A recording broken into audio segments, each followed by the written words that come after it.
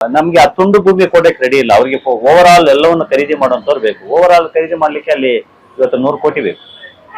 100 ಕೋಟಿ ಕೊಡೋಷ್ಟು ಶಕ್ತಿ ಯಾರಿಗೂ ಇಲ್ಲ ಸರ್. ಅಲ್ಲ, ಅಭಿಮಾನಿಗಳಿಗೆ ಒಂದು ಕೂಗಾಕಿರೋ ಒಬ್ಬೊಬ್ಬ 100 ರೂಪಾಯಿ ಹಾಕಿದ್ರೆ ಇಷ್ಟೊತ್ತಿಗೆ 1000 ಕೋಟಿಗಳು. ಇದೆಲ್ಲ ಸ್ಟೇಟ್ಮೆಂಟ್ ಸರಿ ಇರುತ್ತೆ ಸರ್. ಆಕ್ಚುಲಿ ಪ್ರಾಕ್ಟಿಕಲಿ ನಾನು ನೋಡ್ತೀನಲ್ಲ, ಅದು ಕಷ್ಟ ಆಗುತ್ತೆ. ಮತ್ತೆ ಈಗ ಒಬ್ಬೊಬ್ಬರು ಅಷ್ಟು ಕೋಟಿ ಹಾಕಿದ್ರು ಅಂತ ಇಟ್ಕೊಳ್ಳಿ, ಒಬ್ಬ 1 ರೂಪಾಯೋ 100 ರೂಪಾಯೋ 1000 ರೂಪಾಯಿ ಹಾಕಿದ್ರು ಅಂತ ಇಟ್ಕೊಳ್ಳಿ, ಅದನ್ನ ಯಾರು ನೋಡ್ಕೋಬೇಕು?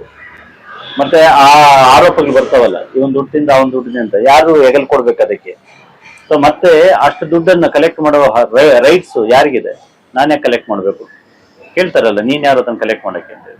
ಇದರದೆಲ್ಲ ಸಂದಿಗ್ಧಗಳಿರ್ತವೆ. ನಾವು ಹೇಳ್ಬೋದು ಅದೆಲ್ಲ ಸಹಜವಾಗಿ, ಬಟ್ ಅವರು ಹಾಕ್ಬಿಡ್ಬೋದು, ಒಂದು 10,000 ಜನ ಸೇರಿಬಿಟ್ರೆ ಮಾಡ್ಬಿಡ್ಬೋದು. ಬಟ್ ಯಾರು ಕಲೆಕ್ಟ್ ಮಾಡ್ಬೇಕು, ಯಾಕೆ ಕಲೆಕ್ಟ್ ಮಾಡ್ಬೇಕು? ಸೊ ಈ ಪ್ರಶ್ನೆಗಳೆಲ್ಲ ಬರುತ್ತಲ್ಲ ಸರ್. ಸೊ ಆದ್ರೆ ಬಟ್ ಆದ್ರೂ ಅದೇ ಜಾಗದಲ್ಲೇ ಆಗ್ಲೇಬೇಕು, ನಿರ್ಮಾಣ ಆಗ್ಲೇಬೇಕು ಅಂತ ಪಣ ತೊಟ್ಟು ಮತ್ತೊಬ್ಬ ಅಭಿಮಾನಿಯೇ ಬರ್ಬೇಕಾಗಿತ್ತು. ಕಿಚ್ಚ ಸುದೀಪ್ ಅವರು ಆ ವ್ಯಾಪ್ತಿನಲ್ಲೇ ಇರ್ಬೇಕು, ಆ ಒಂದು ಪುಣ್ಯ ಭೂಮಿ ಕ್ಷೇತ್ರ ಅನ್ನೋದು ಮಾಡ್ಲೇಬೇಕು. ಭೂಮಿ ಹೋರಾಟದಲ್ಲಿ ಅವ್ರು ಮೊದಲಿಂದ ಇದ್ದಾರೆ. ಸಿಎಂ ಸಿದ್ದರಾಮಯ್ಯವ್ರನ್ನ ಭೇಟಿ ಮಾಡಿ ಅದಾದ ನಂತರದಲ್ಲಿ ಕೆಲವು ಅಹಿತಕರ ಘಟನೆಗಳು ನಡೆದವು, ಅದನ್ನೆಲ್ಲ ನೋಡಿದ್ದಾರೆ ಅವರು.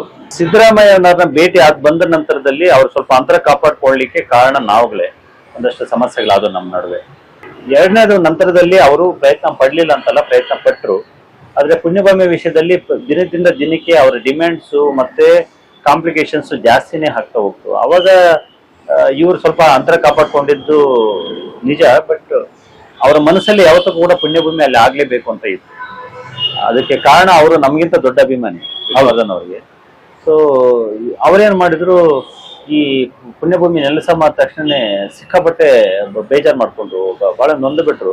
ಇಮಿಡಿಯೇಟ್ ಆಗಿ ಒಂದು ವಿಡಿಯೋ ನೀವೆಲ್ಲ ನೋಡಿದ್ವಿ. ಸೊ 10 ದಿವಸ ಅಳಬೇಕು, 11ನೇ ದಿವಸ ನುಗ್ಗಬೇಕು, ಎಷ್ಟು ದಿವಸ ಬೇಡ್ತೀರಿ ಬನ್ನಿ ನುಗ್ಗೋಣ ಅಂತ ಹೇಳಿ. ಅದಾಗಿ ಹೇಳಿ ಒಂದು 5-6 ದಿವಸದಲ್ಲಿ ಅವರು ಮತ್ತೆ ಇನ್ನೊಂದು ಸ್ಟೇಟ್ಮೆಂಟ್ ನನ್ನ ಮುಖಾಂತರನೇ ಕೊಡಿಸಿದ್ರು. ಸೊ ದಟ್ ಅವರು ಒಂದು ಲ್ಯಾಂಡ್ ಬೈ ಮಾಡಿದ್ದಾರೆ 10 ಎಕರೆಯಲ್ಲಿ, ಕೆಂಗೇರಿ ಹತ್ರ ಬೈ ಮಾಡಿದ್ದಾರೆ. ಅಲ್ಲಿ ಸ್ಮಾರಕ ಕಟ್ಟಣ ಅಂತ ಅವ್ರು ಜಮೀನು ಅವ್ರು ಖರೀದಿ ಮಾಡ್ತಾರೆ, ಉಳಿದಿದ್ದ ನಾನು ನೋಡ್ಕೋತೀವಿ. ಸೊ ಮುಗಿಸ್ಬೇಡೋಣ ಅಂತ ಈ ಸರಿ ಪ್ಲಾನ್ ಮಾಡಿ. ಒಟ್ಟಾರೆಯಾಗಿ ಇಲ್ಲೇ ನಿರ್ಮಾಣ ಆಗುತ್ತೆ, ಒಂದು ಕಲಾಭಿಮಾನಿಗಳ ಆಸೆ ಈಡೇರುತ್ತೆ. ಪುಣ್ಯಭೂಮಿ ಅಲ್ಲೇ ಉಳಿಬೇಕು ಅನ್ನೋ ಕಾರಣಕ್ಕೆ ಹೋರಾಟ ಚಾಲ್ತಿಯಲ್ಲಿದೆ. ಆದ್ರೆ ಈಗ ಸೆಪ್ಟೆಂಬರ್ 18 ಬಂತಲ್ಲ, ಅಲ್ಲಿ ನೆಲಸಮ ಮಾಡಿದ್ರೆ ಅವ್ರು ಎಲ್ಲಿ ಹೋಗ್ಬೇಕು? ಡಿಸೆಂಬರ್ 30 ಎಲ್ಲಿ ಹೋಗ್ಬೇಕು ಅವರು? ಆ ಪುಣ್ಯಸ್ಮರಣೆ ದಿವಸ.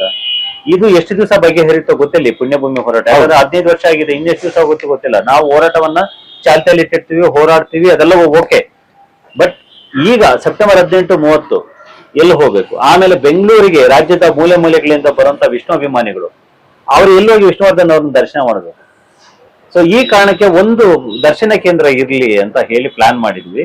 ಸೊ ಅದಕ್ಕೆ ಅದು ವಿಷ್ಣು ಪುಣ್ಯಭೂಮಿ ಇರುತ್ತೆ, ಅದರ ಪಕ್ಕದಲ್ಲಿ ಈ ಒಂದು ದರ್ಶನ ಕೇಂದ್ರ ಕೂಡ ರೆಡಿ ಆಗುತ್ತೆ.